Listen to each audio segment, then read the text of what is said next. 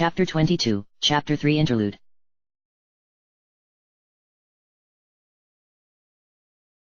The Temple of the Sun. Midnight. Peach sighed drearily to herself, her chin resting in her hands as she sat on the Ian clock with Luigi and Toadsworth. It had gotten to that inevitable point of every kidnapping where she was actually bored. I wonder how long it's been now. How long we've been held up in here. She finally spoke up. I wonder how long before we'll be able to see the outside world again. Oh, Princess Peach, don't worry so much, said Luigi, trying to be encouraging. You know Mario's working as hard as he can to get us out of here, right? Peach smiled weakly. Oh, of course you're right, Luigi. I just wish we had more information. If only we knew how Mario is doing. I wonder if he's found that third Sun Soul yet. If he has, then I guess it's up to us to find out where the next one is, isn't it? The Green Plumber remarked. Yes, and I do believe there's only one way to find out for sure, Toadsworth agreed, quickly standing up. Perhaps it's time we took another little excursion down the stairs, wouldn't you say? I dare say it has gotten frightfully dull up here. Peach beamed. That's a wonderful idea, Toadsworth. For once, we actually agree on something. Toadsworth decided to ignore her remark. Instead, the three of them stood together and pushed on the Ian clock as hard as they could, in the same place Peach had kicked it before. It worked like a charm, the clock immediately split down the middle, and its halves rotated away from each other, uncovering the staircase leading down to the lower floor. Well, here goes nothing, said Peach. Just remember to be careful, you two. We were almost caught last time. And so the three of them sneaked down the dark stairwell as quietly and cautiously as they could, not making a sound. When they reached the bottom floor, they all silently grouped together and peered into the hallway on the other side. But this time, there was no one there. Well, I suppose further exploring is in order, Toadsworth sighed. Maybe the three of us should split up, Peach decided. We'll all look around, and if any of us finds anything useful, we'll tell the others about it. Oh. Do we have to? Luigi whimpered. He was clearly not very keen on the idea of being alone in a place like this. Come on, Luigi, it'll be fine, Peach assured him. Mario's being brave out there for us, so we have to be brave for him. Luigi put on a determined look. Oh. All right. When you put it that way. So they walked down the shining golden corridor. Luigi made a conscious effort not to scuff up the dark green carpet, and when they noticed a series of doors lining both of the walls, all three of them opened a different one. After Peach and Toadsworth had gone, Luigi swallowed hard, bracing himself, and turned the knob in front of him. The door opened easily, and he walked through, cautiously shutting it behind him. What is this? Luigi shrieked and spun around, backing against the door. He was in a dark, ornately decorated room that was mostly taken up by a large table, and glaring at him was none other than Riz, the green dark strider. What do you think you're doing down here, prisoner? Riz snarled at him, grabbing his throat with a clawed hand and slamming him against the door. And choose your words carefully, or they may be your last. Riz, don't hurt him, came a voice from somewhere in the room. He's kinda cute. I'm liking that stash of his, agreed a second voice. Very cautiously, Luigi peered over Riz's shoulder and realized that there were two more green, female dark striders standing in the room with them, both regarding him in interest. Riz glared at them impatiently. Be serious, both of you. We have an intruder here. If King Shroud gets word of this atrocity, he'll have our heads. Oh, but we don't have to worry about him, one of the other two assured her. Don't you remember? King Shroud said the one in green was harmless. Humph. Riz muttered in reluctant agreement, releasing her grip on Luigi as she pondered this. Luigi, on the other hand, was furious. What are you talking about? I am not harmless. He fumed, stomping his foot. I'm the great Luigi. And you're going to tell me everything you know about the Sun Souls, right now. Or I'll use my super jump on you. All three dark striders stared at him for a moment, and then Riz's two companions burst out laughing. Oh, real funny. The first one snickered. Like we'd tell you anything about the Sun Souls. Come on, we're not stupid. Riz, on the other hand, was suddenly looking thoughtful. Be quiet, both of you, she ordered, and the other two obediently fell silent. Then she turned back to Luigi. You want to know about the Sun Souls? She repeated. Luigi was caught somewhat off guard. That's right, he agreed, trying to sound assertive. I need to find out where the next one is being held. And you're not stopping me. Well, isn't that a coincidence? Riz sneered. Because there's something I'd like to know as well. Perhaps we can help each other out. You see, there's an important matter that has come to my attention recently. Riz, what are you doing? Whispered one of the other Dark Striders.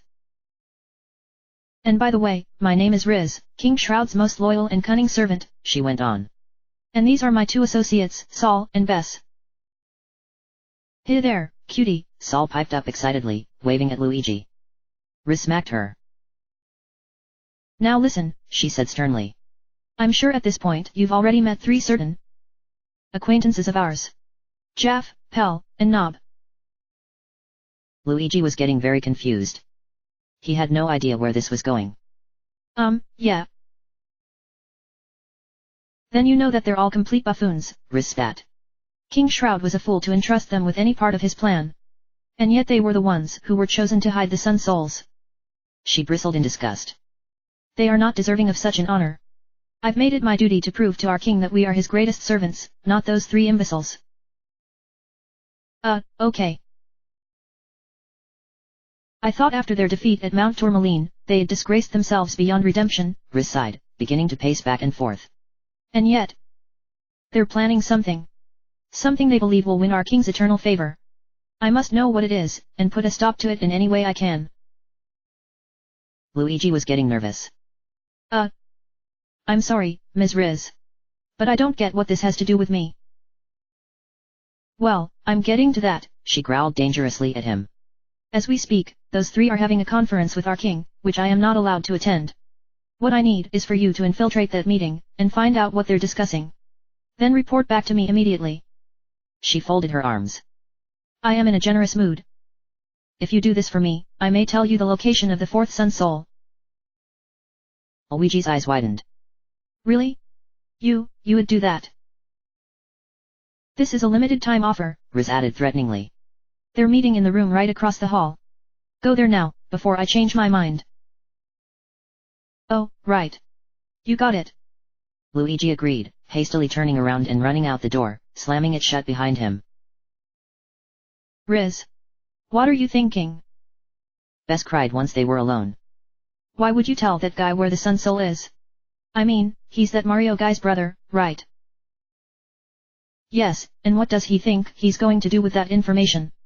Riz replied with a malicious grin. He can't even leave the temple. He and the princess are in no position to help Mario at all. And besides, hiding the Sun Souls was Jaff's idea. And there is nothing I desire more than to see Jaff's plans fail.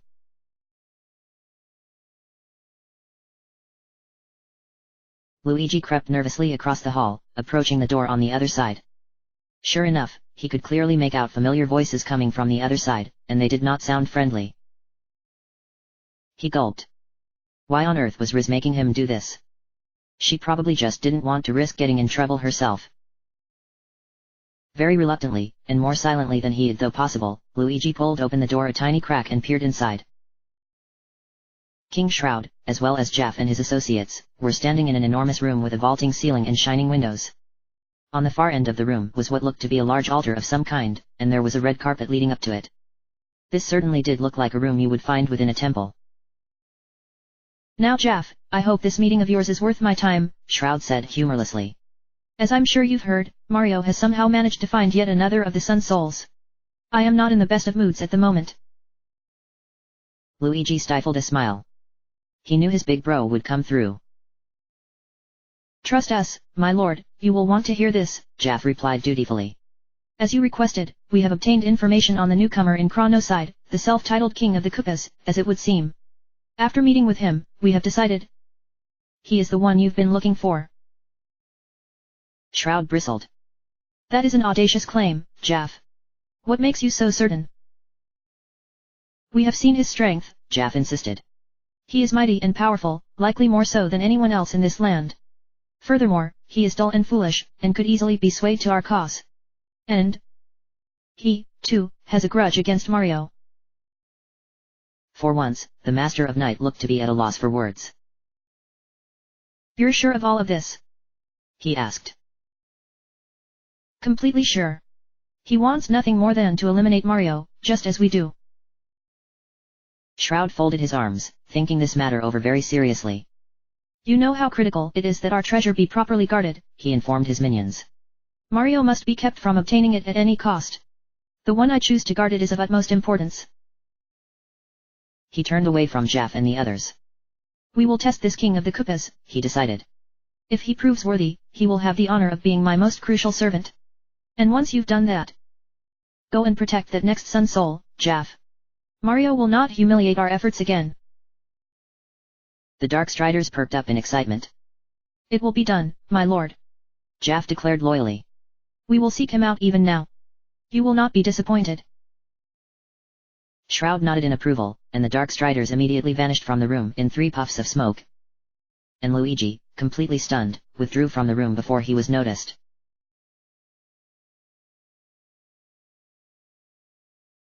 So? What did you find out? Riz demanded once Luigi was back in her room.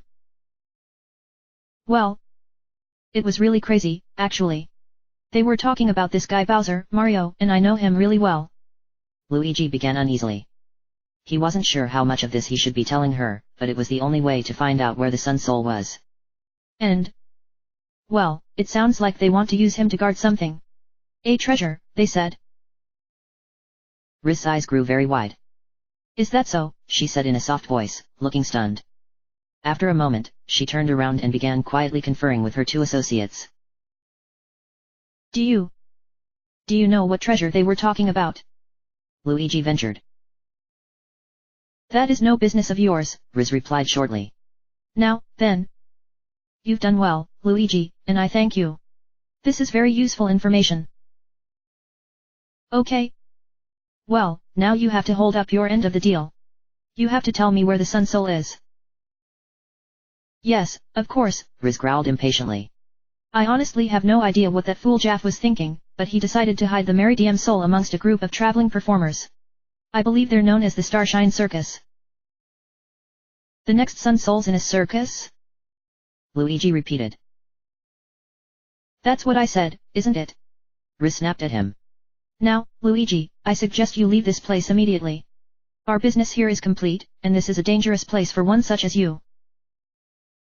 Luigi immediately noticed the threat in her voice. Oh. Right. I'll go.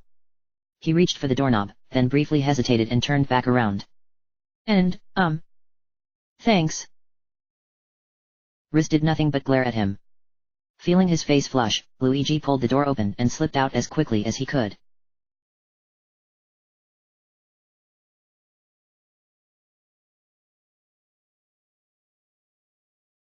Saluna Town. 12 o'clock noon. Bowser was grumbling impatiently to himself, leaning against the wall of a back alley with his arms folded. This was just about the only place in town he could go without people seeing him and freaking out, and he was starting to get awfully bored of it. Where the heck are those blue weirdos? He muttered to himself. They should know better than to keep me waiting. Or do they not know a great and mighty king when they see one? No sooner had he spoken than he heard the familiar sound of billowing smoke coming from behind him. He turned around in time to see Jaff, Pell and Nob marching up to him. About time. Bowser huffed angrily. Where were you freaks, anyway? I've got places to go and things to do, you know. I haven't got all day. He started looking around. And speaking of all day, he went on, what the heck's up with the sun around this place, anyway? It's like it's never nighttime around here. You ask too many questions, King Bowser, Jaff replied sternly. If you are deemed worthy, you will be completely informed of our Lord's intentions. In the meantime, we have another task for you. Bowser rolled his eyes. Oh, what an honor. I can hardly believe it. We have conferred with our Lord, and he has agreed to allow us to test your worthiness, Jaff went on. If you pass these tests, you will be granted the opportunity to lay waste to Mario, our shared foe, once and for all. That seemed to get Bowser's interest. Haha. Now we're talking, he said enthusiastically, growing a wicked grin. Why didn't you say so in the first place? If you can give me some way to pummel Mario, I'll do whatever you ask. The Darkstriders all grinned at each other. Yeah, we figured you would say that, said Nob. So, when do we start?